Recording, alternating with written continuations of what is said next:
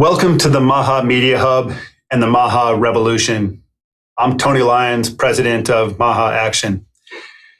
We at MAHA are always going to be more powerful when we work together. And we want to work with everyone. We want to listen to all different points of view, all different perspectives.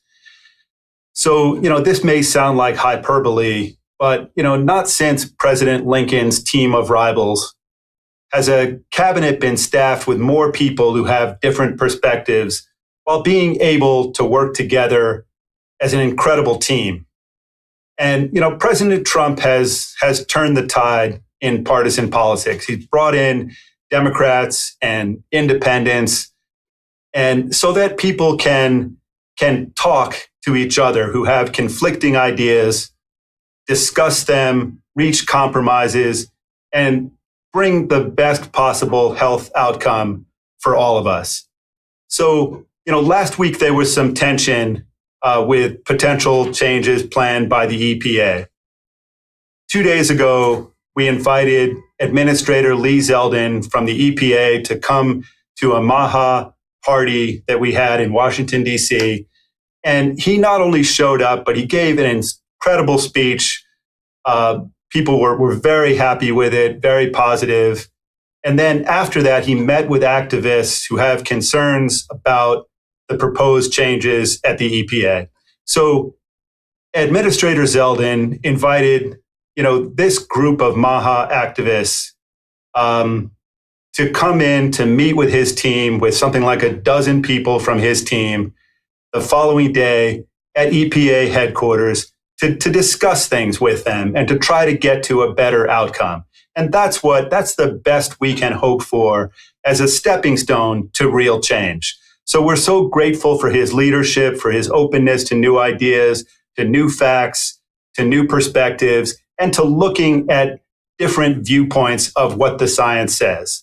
So MAHA won't always agree with the people who we bring to the table, but we believe that we can make the best possible progress if we're open and honest and have vigorous debate. And, that's what's been lacking in politics in this country. So we need to break through the partisanship, the corporate corrupt science, and reintroduce to, all the people in this country to the marketplace of ideas, to the idea that they might be wrong and that there might be better ways to get things done. So today on the Media Hub, we'll be joined by Cora, Mandy, who runs public affairs for Trump's EPA. And we'll also have Kelly Ryerson on, who's been collaborating with farmers, scientists, policymakers, and the media to address, potential damage to our soil, to our bodies. So these are people who have opposing points of view, who we believe can get to a better outcome by talking together and by working together. So, people have lost faith in their government, and we want to help rebuild that sense of trust. And we believe that people can learn from each other, share their perspectives, and achieve better health outcomes. So the confirmations that we're having today, we think can help shape and create better policies for the future. So I don't think there's anybody better to start with who's just terrific at having those kinds of conversations than Gary Brecka. Gary is known as the ultimate human, and he's earned that title through his dedication to sharing real science, to helping people optimize their well-being, their full potential, and their longevity. So welcome, Gary Brecka. Great to have you on once again. Tony, thank you so much. That call that I got from you this morning after, last night's meeting and the follow-up meeting, or the previous night's meeting and the follow-up meeting with the EPA. That was, I screamed into the phone. I told you that was one of the biggest wins, and that's the reason why we're here. And it shows you that we can humanize some of these governmental agencies, and they really, they are moms and dads and husbands and wives, and they're real human beings, and they're not intentionally trying to poison us, and they're willing to lend a favorable ear. I happened to talk about it last week on the MAHA call about the approval of the cyclobutyfluoram, which was previously just used on the golf courses and lawns, but now being sprayed on soybeans and lettuce and cotton. And this, this PFAS, represents the fifth proposal that they had to approve these different these different PFAS chemicals. And we know that this one broke down into something called TFA, which is actually one of the most pervasive in our water supply. And even talked about the research that links this to the potential of exceeding our planetary boundary threat, which means that the social health harms become irreversible. To then go from that meeting and all the work that Kelly and Kyle have done and the great work that they did at that event to then meet with the EPA the next day, to me, this is what the MAHA movement is all about. We don't have to create enemies. We can create co-activists where we find, even if there's a marginal area of overlap between our agendas where they align, similar to how Bobby and Trump came together. So, hats off to the administration and to Lee Zeldin and certainly to Kelly and Kyle for all their work in making this happen. If we can actually get to food contents and then what is put on to our food, this will be the most massive win for public policy, maybe in recorded history. I also just wanted to touch on Secretary Duffy and Bobby Kennedy's announcement on trying to improve our airports. And, God forbid that we actually put some money into having our architecture serve us in ways that foster mobility. My wife and I traveled 28 days out of the month for the last 90 days. We're trying to grow some roots in Miami right now. And one of the things that we did just for giggles was we counted the number of bars between when we cleared security and when we got to the door of our plane. And in most of the terminals that we were in, this is domestic and international, there were 6 bars between where we exited security and where we entered our flight. And, now they're building areas for people to vape. There's enclosed areas for people to smoke. There's plenty of areas for you to drink. And yet, the suggestion that we add additional areas for breastfeeding mothers or additional areas where people could get a workout, maybe even taking some of these bars and putting small gyms and taking the kitchen areas and adding changing and locker facilities. These are the kinds of changes that it's going to take, tiny, small, incremental changes that it's going to take to really move the needle for humanity. This chronic disease pandemic that we have is preventable chronic disease, and the vast majority of it is prevented by whole foods and mobility. And if you look at the number of fast food restaurants, the number of places where you can smoke, the number of places where you can drink, I certainly would rather fly next to somebody who just had a workout and a fresh shower than somebody who had 4 beers and a basket of fries before they got on the flight. And let's not forget about our pilots and our flight attendants that are moving through these airports. When we were traveling so intensely, we would have 4 or 5 hour layovers. We had tons of delays. And so I'm really excited to talk about championing some of these small incremental changes that I think could have massive impacts on how our architecture in public places can serve our biology. Adding farm-to-table restaurants, better food choices, areas where women can breastfeed privately instead of going into a public restroom and hiding in a stall, and areas where we could move our bodies, maybe take a fresh shower before we got on the airplane, and where kids could get out their Zoomies. I know I would rather fly next to a bunch of young kids that had actually just run around on a playground for 30 minutes than we're trying to do it in the middle seat in an economy class 5-hour flight. So I don't have much in that by way of specifics to add today. What a huge move by the EPA to embrace the MAHA movement and really extend that olive branch. We were preparing a massive media push across all of our channels. So now we've sort of laid that down in favor of this discussion that we can have. So thank you for your time. That's great, Gary. Thanks so much. And it's such a great point that we don't want to substitute one form of settled science for a new form of settled science. We want to engage in maximum debate. And then your other point, which I really like too, is the point that we want to make it cheaper for people to be healthy, and we want to make it easier for people to be healthy. And that means, making airports, making playgrounds, making every area that people occupy, accessible to things that are healthy. So that's really critical to the future of the MAHA movement. So next up, we have Dr. Eric Berg. He has revolutionized the way that we all think about healthy eating. He's got over 36 million followers. He's been a really vocal backer of the MAHA movement. He's really focused on the broken food pyramid and trying to empower people to take control of his health. And just been an incredible partner in the work that the MAHA movement does.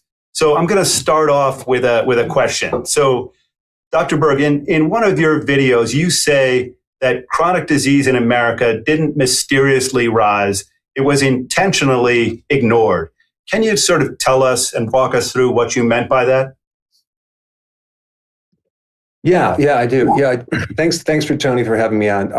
People have this idea that this chronic disease just happened mysteriously, something that swept through, in the country in the 80s or 90s. But the truth is, it's much simpler than that. It's not that the science was missing. I really think it was intentionally ignored.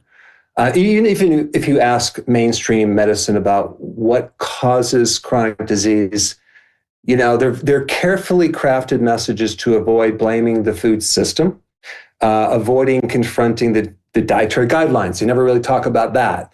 They don't talk about the conflicts of interest, where one person on the last dietary guideline had 151 financial ties to food and pharmaceutical drugs. Instead, they blame the calories, you're eating too much fat, you're not exercising enough, or you don't have enough willpower, or maybe it's genetics, right? Like our genetics changed before 1980 to now. So I think when you look at it, there has been a lot of science there, but it's been ignored completely. And sometimes they'll say, well, we need more healthcare. That's really what's missing. We need more medication. We need more screenings. Do we really? Is that really what we need? What happens, we have a polypharmacy with the elderly right now. If you take a healthy person and you put them on medication, are they going to increase their health? I mean, and I'm talking not about acute care, I'm talking about chronic disease.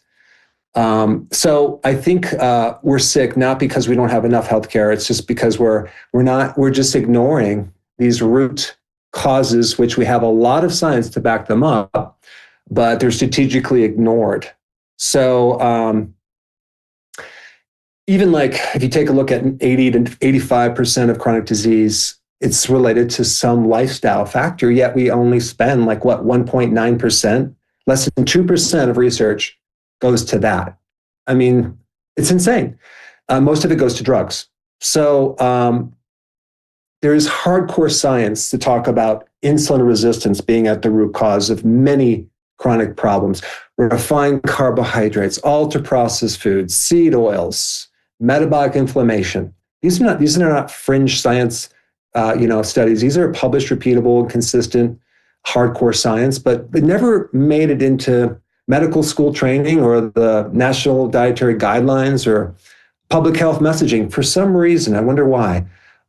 So I think what we really need to do with MAHA, instead of having a food guideline that recommends 6 to 11 servings of grains every day, is to basically, it's not about creating new science, but just to promote the science that's already been ignored. Okay, so that's basically my message. Back over to you, Tony. Thanks so much, Eric. That's such a great point that, we didn't get here by accident, and we're not going to solve these problems by accident. We're going to solve them by getting back to real science, getting back to the marketplace of ideas and getting rid of the corrupt corporate science that landed us in this position where 76% of the American public suffers from at least one chronic disease. So I'm so glad to work with all the people who are on this call and so many of the people watching to try to reverse these problems. Next up, we have Dr. Mehmet, and he oversees health coverage for 160 million people with a budget of something like $1.7 trillion. And he is as dedicated to making people healthy as anyone who I've ever met. And, whether it's working to shift the focus from treatment to prevention, from drugs to nutrition, he is working at this day and night, not for money, not for power, but because he really cares about making everybody in this country healthier. So I'm so happy to bring on Dr. Mehmet Oz. How are you, Tony? Congratulations on all the success you've been having. I'm incredibly impressed by your ability to pull together lots of different factions. And I've told this story to some of you, but I was with Secretary Kennedy a few months ago, and we were talking about what it's like to be involved in MAHA. And he said he'd gone to Antarctica with the leader of Greenpeace. And he asked him, what's it like to have 1.1 million members?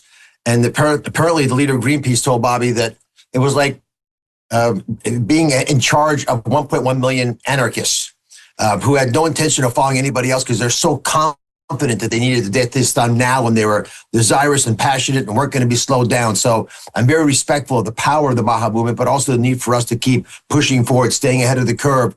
And part of the purpose of MAHA is to both give you comfort that there is massive progress being made, but also highlight where we're headed so you can brag on us. Tell the story because you can do it better than we can. And I probably ought to start by giving my version of what MAHA is, which is making it easier for Americans to be healthy. So if we automate things in our lives, we tend to do them. That's why I always tell people, don't make decisions in the morning.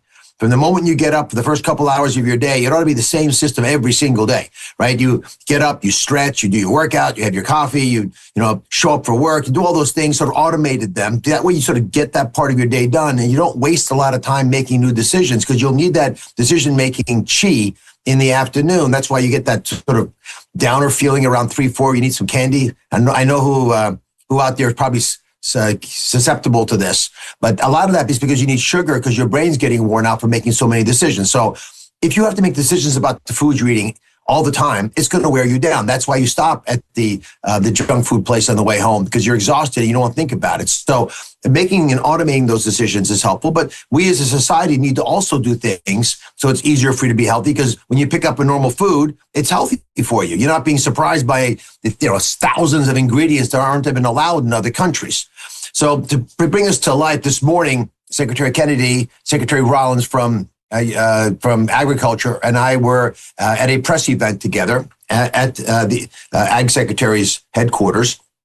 And their idea was a push for regenerative agriculture. How do you make it feasible for farmers to actually do the extra work to preserve the topsoil, to make sure they're not using toxins and other additional chemicals to be able to grow their crops, but rather can grow them in a more natural fashion, which is more sustainable for the environment.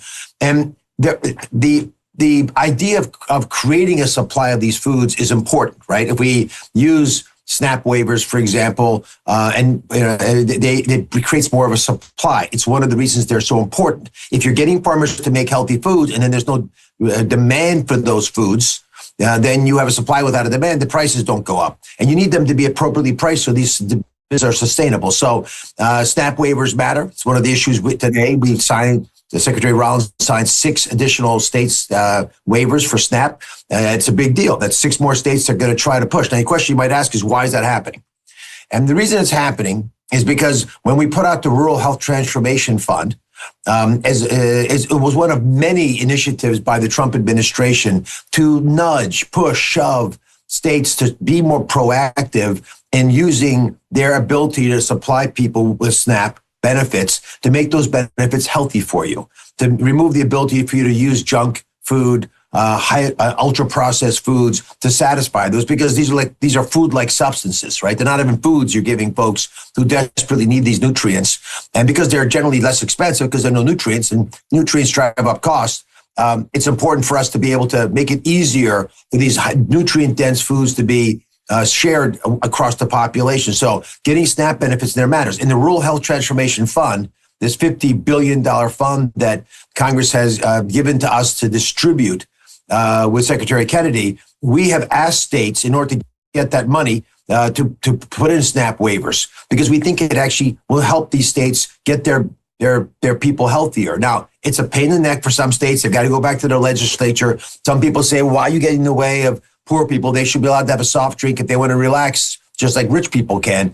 And I keep responding, well, affluent people don't drink those things anymore. People who are paying attention have actually stopped consuming these empty caloric beverages and ultra processed foods. So we should give the same opportunity and wisdom to folks who aren't part of that plan. So within Medicare, Medicaid, we have the ability to do that. We have annual wellness exams. We're now in our programs teaching people about healthy food, nudging them along in that direction. In fact, we within Medicare Advantage, which is the older folks on Medicare can choose that as the way they get their benefits. It's more than half of older Americans actually use Medicare Advantage. We're asking these folks to use healthy food when they give supplemental benefits.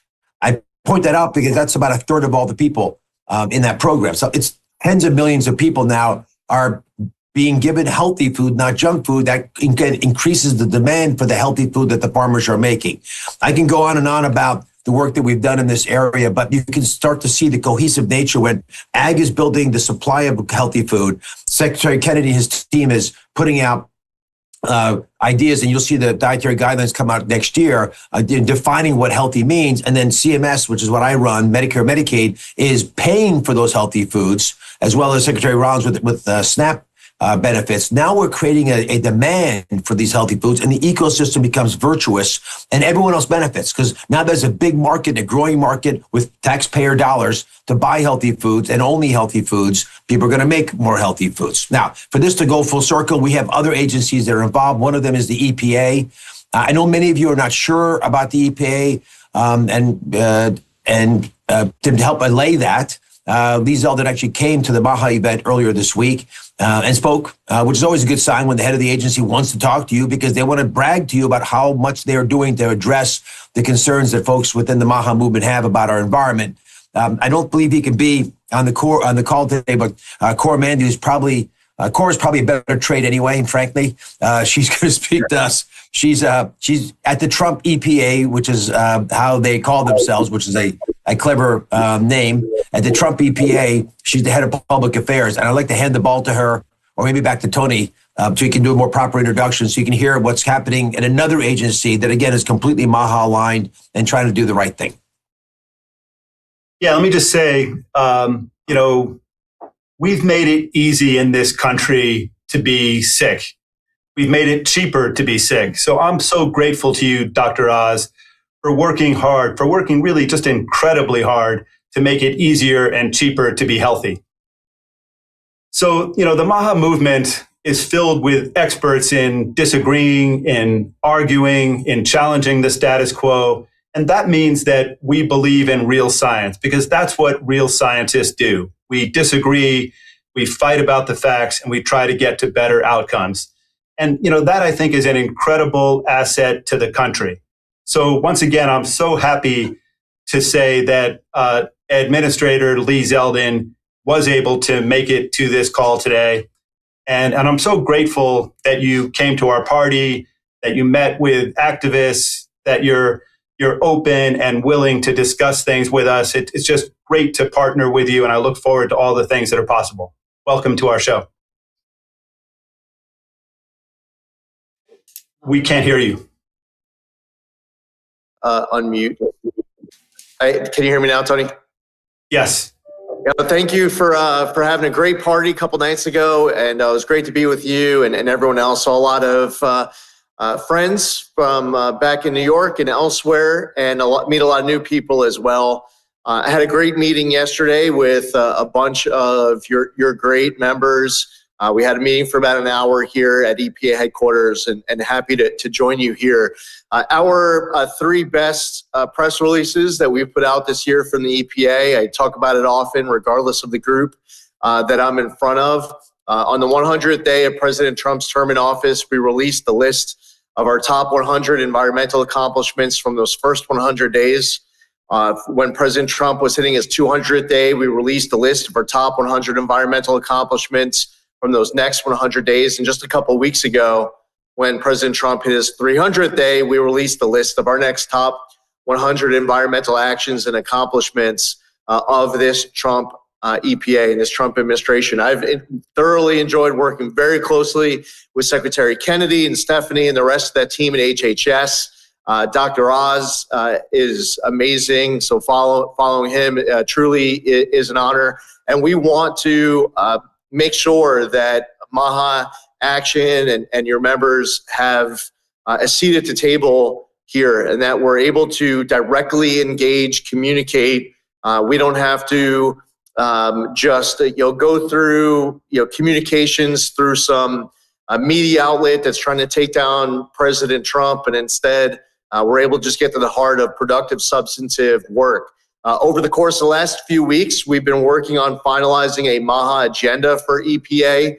It's going to build on a lot of the work that we've already been doing this year with regards to replacing lead pipes and tackling that issue, to plastics. We have an initiative we started this year called Feed It Onward to combat food waste. We clean up Superfund sites and brownfield sites. That effort's important. We do a lot of good work with the Office of Enforcement.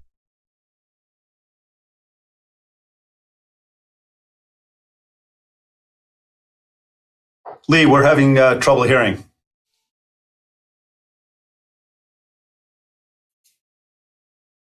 Let's give Lee Zeldin just a minute to work on those tech problems. But, his point that he started with, that there's so many people out there, so many people in the media who are trying to drive wedges between people who really want to work together and who respect each other and who think we can reach better health outcomes. And we don't want to build wedges. We want to build bridges. We want to find ways to work together. We want to improve people's health. And we think that's going to happen by having, the broadest possible group of people to discuss things with and to achieve better outcomes by including more voices. So, that I think is what this call is all about. That's what the MAHA movement is all about. And, that's what we're really working towards. So, Lee, I'm not sure whether you were able to get back on. Let's see. Let's give him just 1 minute more so that he can wrap up. Any news on the tech side? No, it appears it's just a connection issue with the White House or the building he's in. Okay. All right. So I think what we'll do is we'll go on to our next speaker, Kelly Ryerson, and then if Lee can come back, we will find a way to work him in. So Kelly Ryerson works at the intersection of agriculture and health. She's collaborating with farmers, scientists, policymakers, and the media to try to help protect us from chemical damage to our soil, to our bodies, to our children. And she's an incredible activist, and she's really shown her willingness to try to make progress, not as an outsider, but somebody who can be an insider, who can actively discuss things with all stakeholders to get what I said before, better outcomes for all people in this country. So welcome, Kelly. Kelly, we're having... Can you hear me? Okay, good. Thank you. Thank you, Tony. We don't need more tech issues. So thank you. This has been such a great week. And I see that the administrator's back if you want to clip in with him. Does he have... Yeah, why don't we go back to him just for one minute, let him wrap up. Yeah, go ahead. Yeah.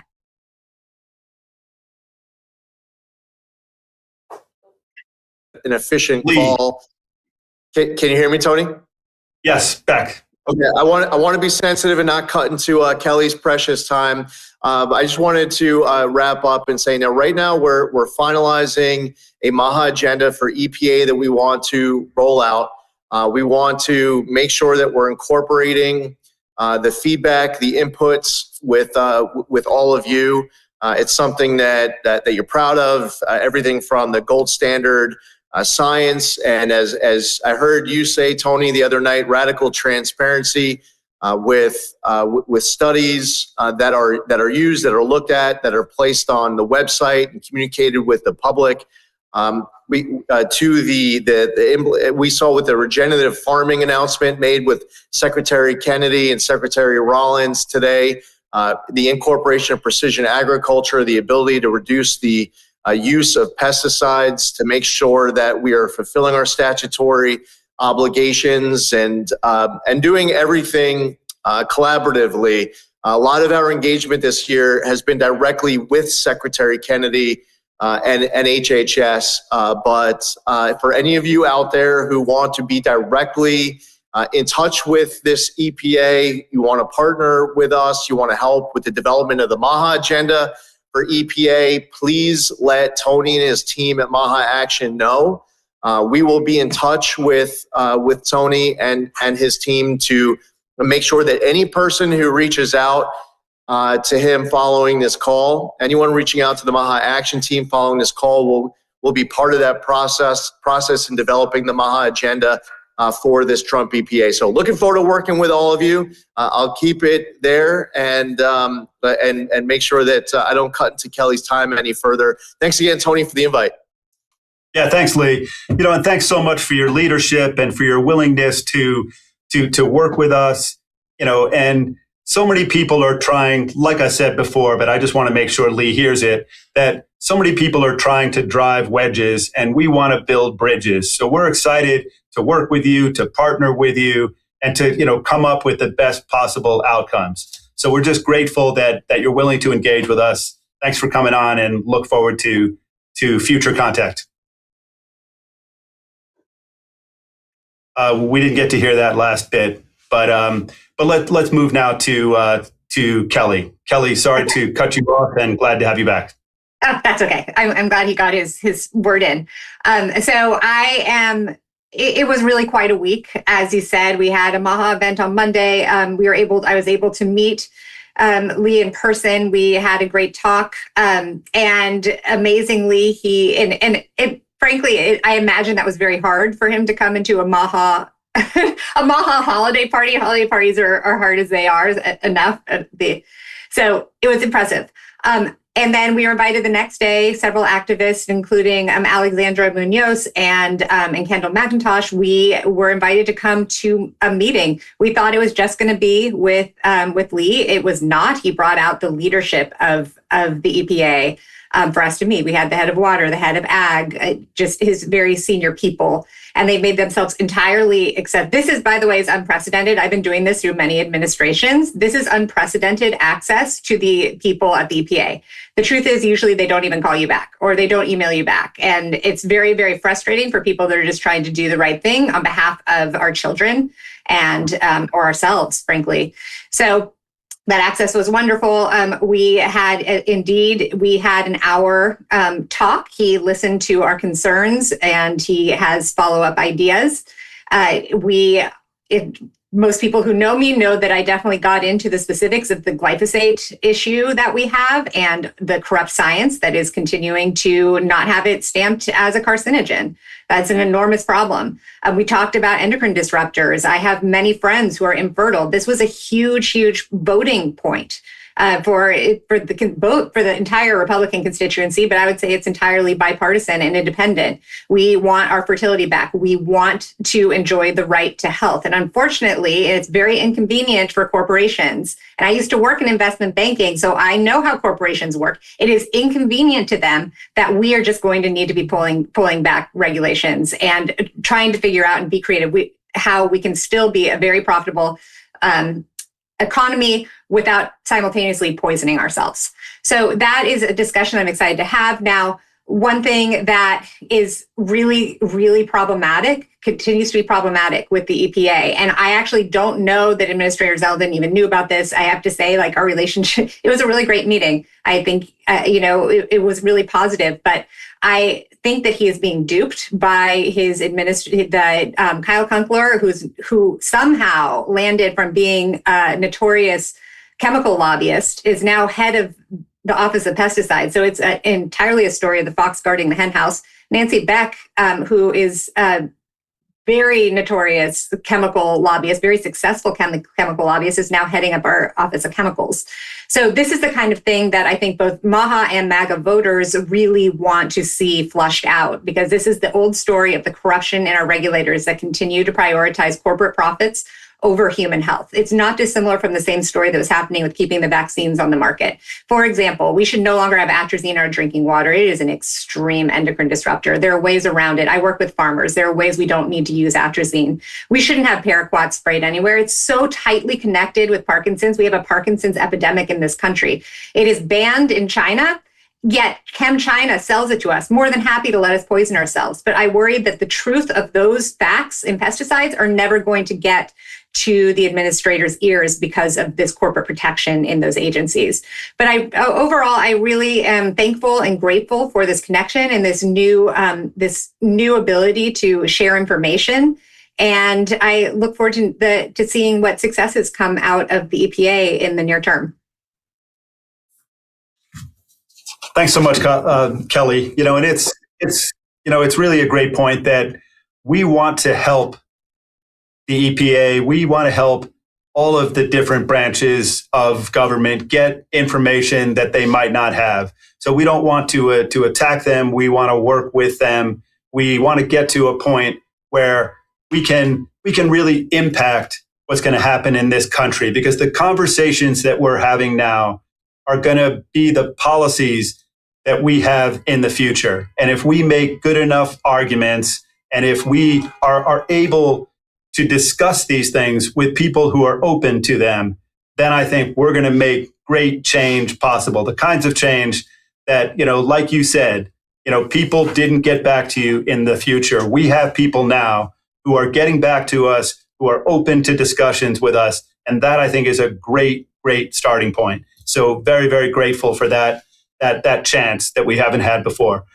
So next up, we have Dr. Robert Malone. He is the one of the inventors of the mRNA technology and the DNA vaccination platforms. He's been a great, great MAHA advocate, and just been so helpful to the things that we all really care about, and so helpful to kind of the freedom of speech that's been lacking in this country, where he's just brought up things that, ideas that were shut down and forced people to look at facts that they just weren't looking at. So it's so good to see him as part of the CDC's advisory committee on vaccines and on vaccine practices, and to really have somebody there who is going to really just hold their feet to the fire and try to get outcomes that are nuanced, that are reasonable, that are science-based, and that really champion children's health.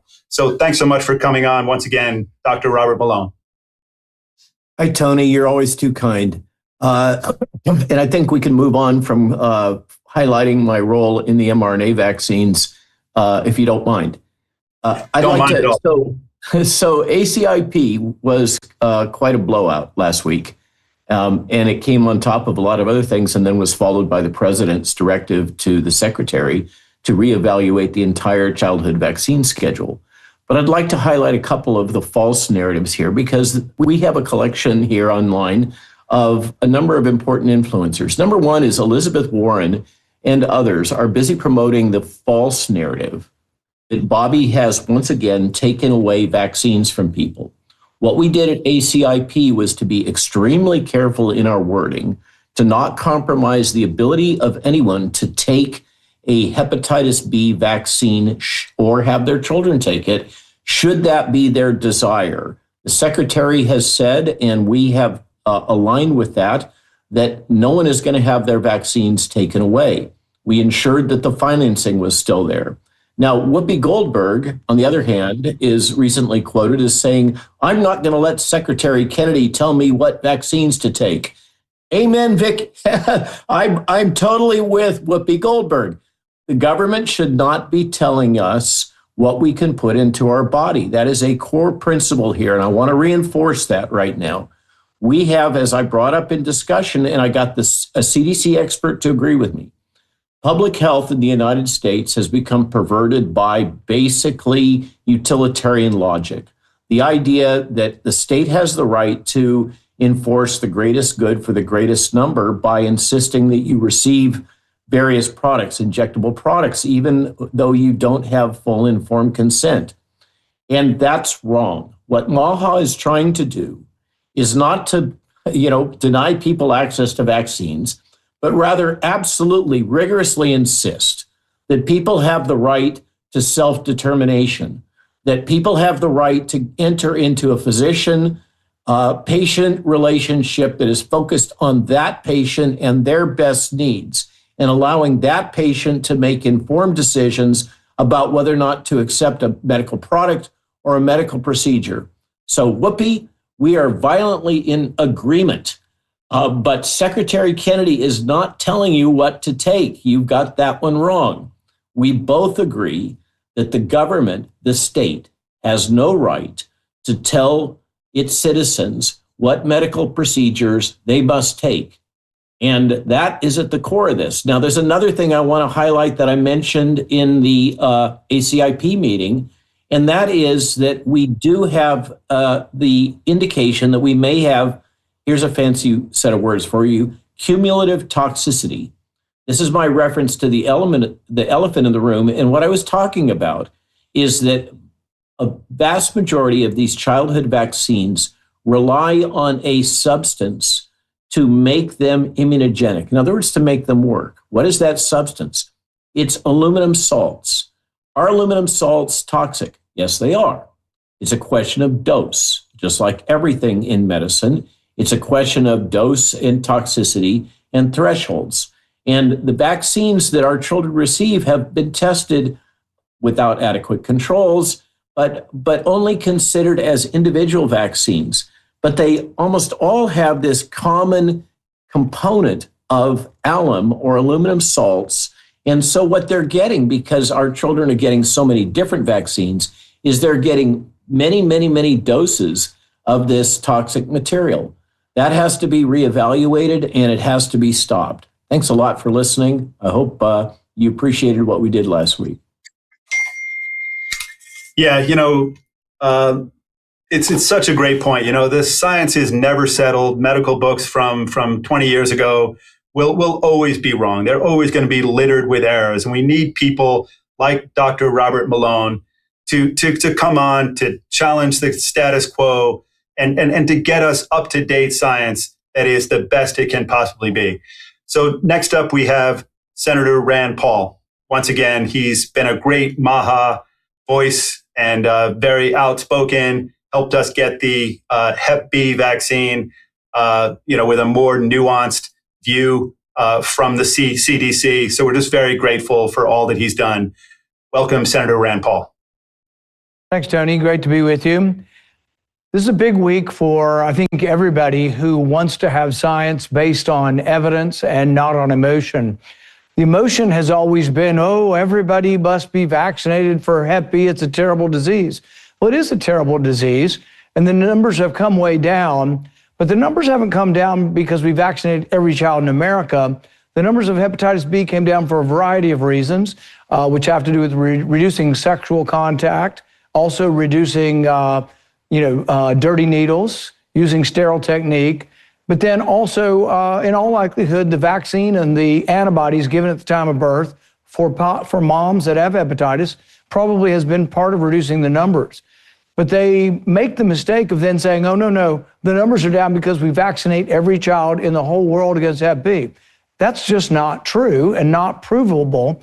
But what is provable is that if the mom does not have hepatitis B, which is 99.99% of people, that there really is not a medical indication for giving your child that, because the routine way of obtaining or being infected with Hep B is not something that routinely a child will come across.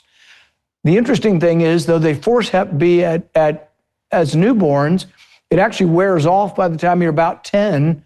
And so when you're 10 or 12 and entering your teenage years, you'd have to have it again anyway if you're gonna choose to take it. And that's probably really where the decision making ought to be, is at 10 or 12. Now the committee backed it up to 2 months, and I'm in favor of that. I might have gone even further and said, always leave it up to parents, frankly. But the hysteria of the establishment that came out and said, how dare the committee allow people to make decisions on vaccines based on individually based decision making. So realize what they're arguing against. They're arguing against informed consent between doctor and patient, based on that individual. That's the way medicine's supposed to be practiced. To me, the committee said something so common sense, so uncontroversial, that it's hard to believe anybody could argue with it. And yet, hysteria, nothing but hysteria. And really, the schedule's only going back 2 months. So I find this to be a good change. I favor it, but something that really is not nearly as controversial as the media has made it out to be. I tell people that I know pretty much 2 things for certain. There's a lot of things we may know or may not know about vaccines, but there are 2 things that are pretty certain.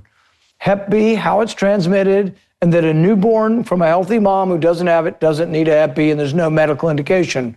The second thing I think I know pretty well, that the COVID vaccine is not necessarily for children or healthy young adults, and actually the risks of the vaccine exceed the benefits. And so these aren't extreme statements, but even these statements, which really aren't intended to be over the top, are rejected by the establishment. But I think we have clear arguments, and we should continue to make the arguments that, particularly in children and young healthy adults, that the risks of the vaccine, the COVID vaccine, exceed the benefits. These are easily arguments to make. But I've been also telling people, and I continue, I've written a letter to the CDC on this, I think we should re-study the issue of whether or not the COVID vaccine reduces hospitalization or death. Now, I know some people suspect it didn't in 2020. I really haven't gotten into arguing that point, but I can tell you now, I'm almost positive that if you test it now, because the virus has become less virulent over time, community immunity has risen over time, and you just don't hear many people going to the hospital or dying anymore. So I think it's going to be very hard for any kind of controlled study to prove that you have reduced hospitalization and death. Why do we study this? So we can give good advice. But why do we study this? So we aren't being dictated by the pharmaceutical companies simply to take a vaccine so they will make more money on it. Let's base it on science. But in order to have science, these studies have to be repeated. I think the flu vaccine should be repeated every year in an honest fashion. I am proud of Secretary Kennedy for all he's done to make it more science-based, and he's up against great odds and great opposition. So I think all of us should be proud of the direction we're going, but let's don't stop now. Let's keep pushing for evidence-based science with regard to vaccines. Thanks, everybody.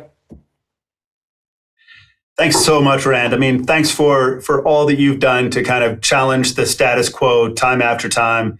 We all know that's going to lead to better health outcomes. And, clearly we need to rid this country of corrupt corporate science and get back to real debate, real science that's going to bring us, better health outcomes. Next up, we have Dr. Retsef Levy. He's a world expert and a leader in risk management, safety, the application of data analytics, machine learning, artificial intelligence. So that's very complicated stuff, but he's got, just great experience in analyzing data on drug safety, signal detection, biologics, manufacturing, all of those things that most of us don't quite comprehend. So he's a great person to have in that position, and, will challenge the status quo and will once again, for the 8th time tonight, help us get us to better health outcomes. Thanks so much for coming on. Thank you so much for the opportunity. I want to start by making sure that people understand that the ACIP recommendation regarding the Hep B vaccine is actually prescribing the 2 months as the minimum period of time that you would like to give it. And in fact, it leaves it up to parents whether to give it throughout childhood and when. So I actually think it's very much aligned with the ideal policy that the senator expressed. And I think, as the senator said, it makes a lot of sense. Now, I was recently asked in an interview what I think about the MAHA movement. And my answer was, as someone that is not an inherent part of the movement, that I think it is based on 3 core ideas and principles. One is the empowering individuals to own their health and make individual choices and be responsible for their health and not leave it up to others to manage that. The second one is an holistic perception of what health is, that is not just merely medicalized. And the third one is persistently trying to say the truth about vaccines, about our food, about our water, because that's kind of essential to be able to identify the problems and drive change. And I think that all of these principles have been guiding also the work of the new ACIP members. And I want to connect those three principles to some of the things that I hope we will be able to accomplish in that context. The first of which, speaking about the truth, and here something that I already talked about in our September meeting is a very strong commitment to start talking much more explicitly about vaccine injuries and vaccine injured people.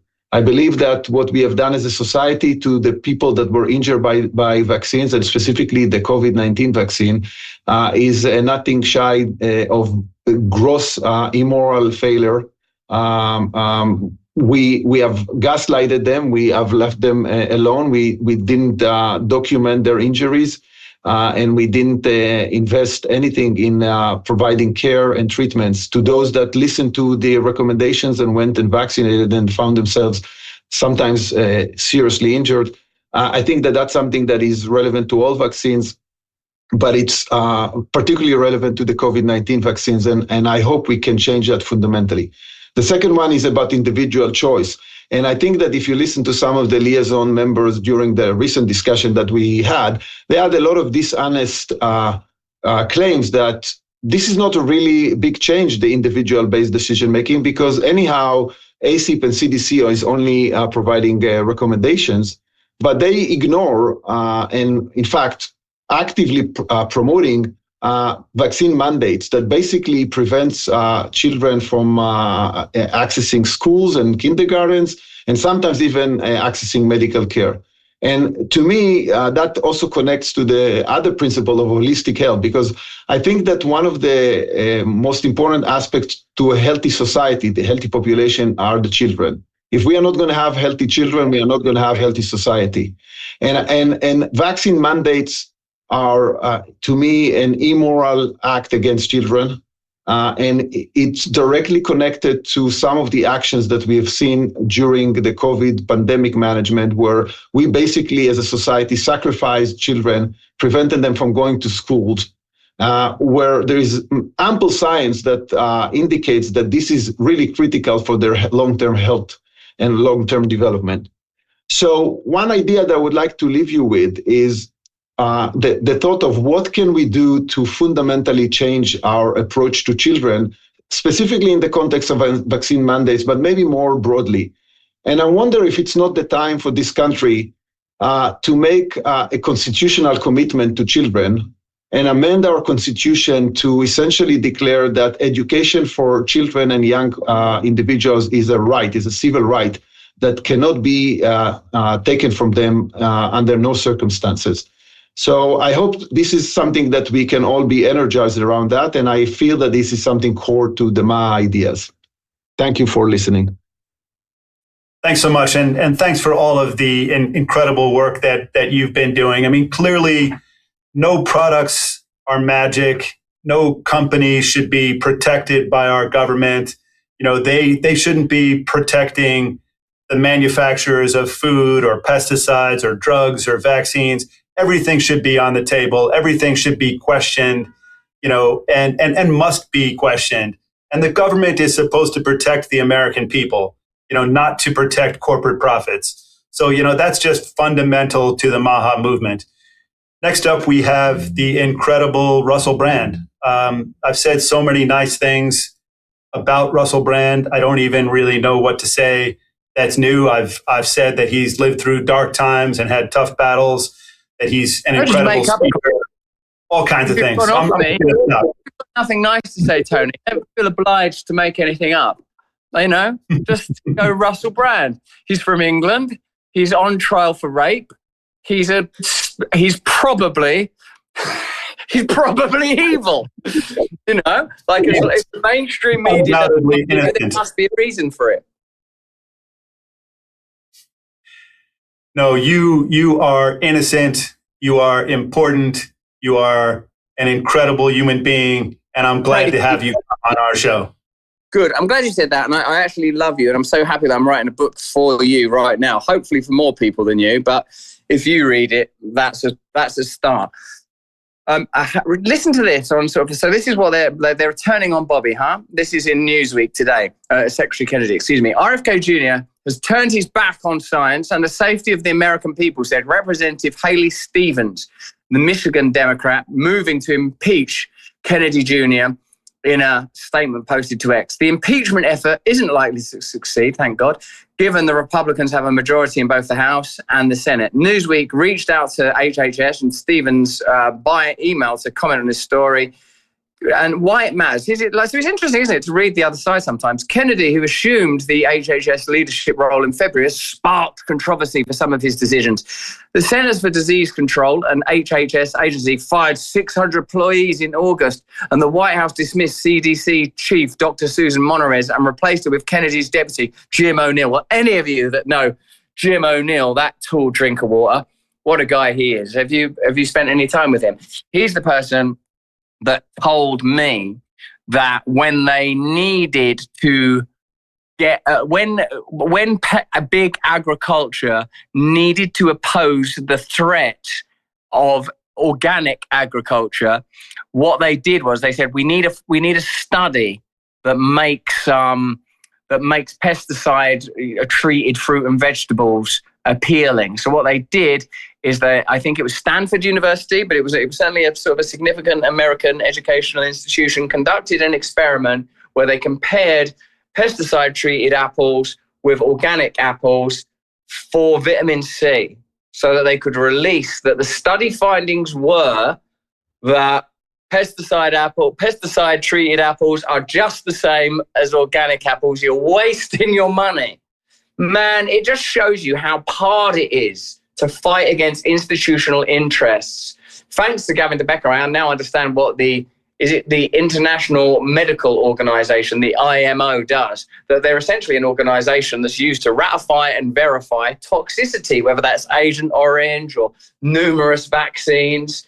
Man, what I have come to realize, what I have been shown, what I have been taught is that we live in a culture of toxicity, whether that's the information that we're given, whether that's the food that we're fed, whether that's the way that we're invited to be continual participants in our own poisoning, both nutritionally, but also ideologically.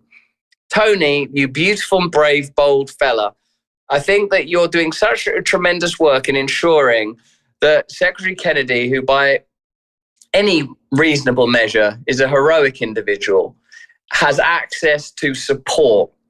Because I think were he subject solely to the criminalizing and incriminating vessels of ordinary media, he wouldn't stand a chance. Last week I referred to that, was it Secretary Kennedy or was it bin Laden?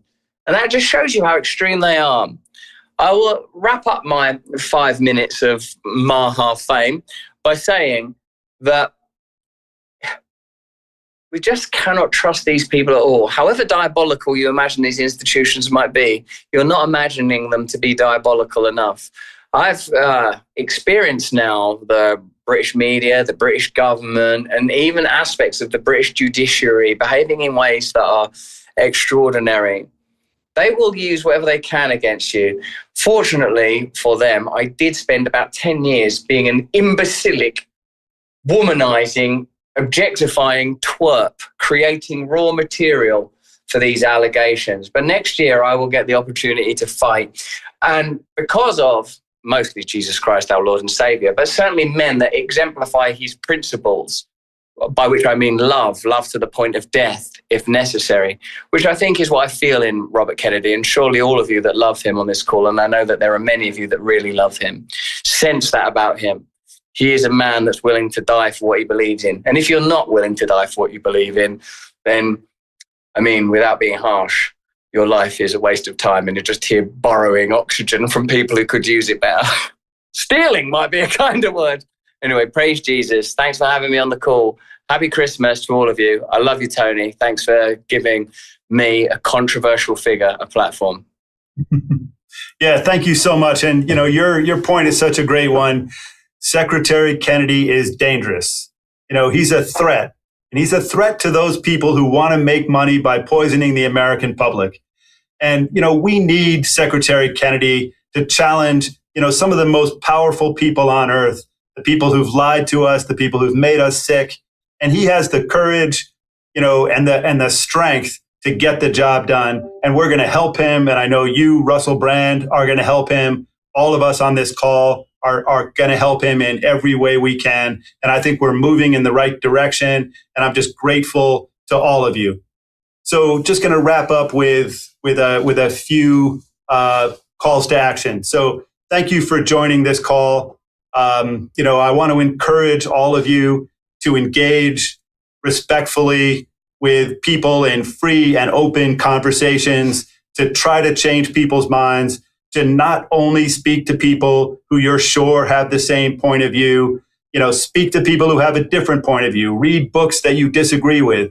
Let's try to transform people. Let's try to transform ourselves. That's what's going to make this country better. So let's be open-minded. Let's engage in real science, and let's have better health outcomes and make Americans healthy.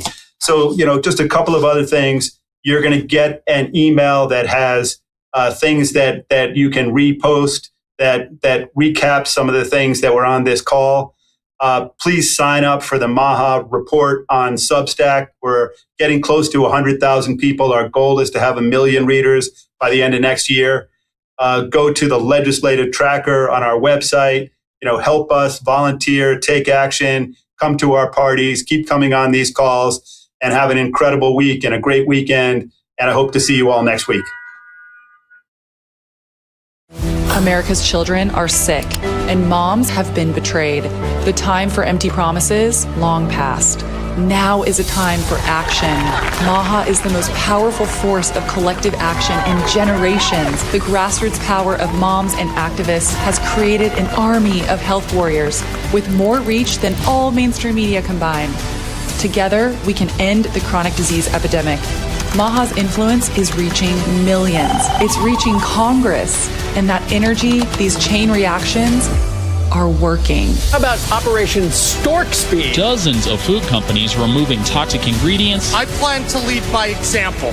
MAHA is now. We're talking about how to change the culture. The American people want America healthy again. It is a renaissance moment in health in America. For health, freedom, and the truth.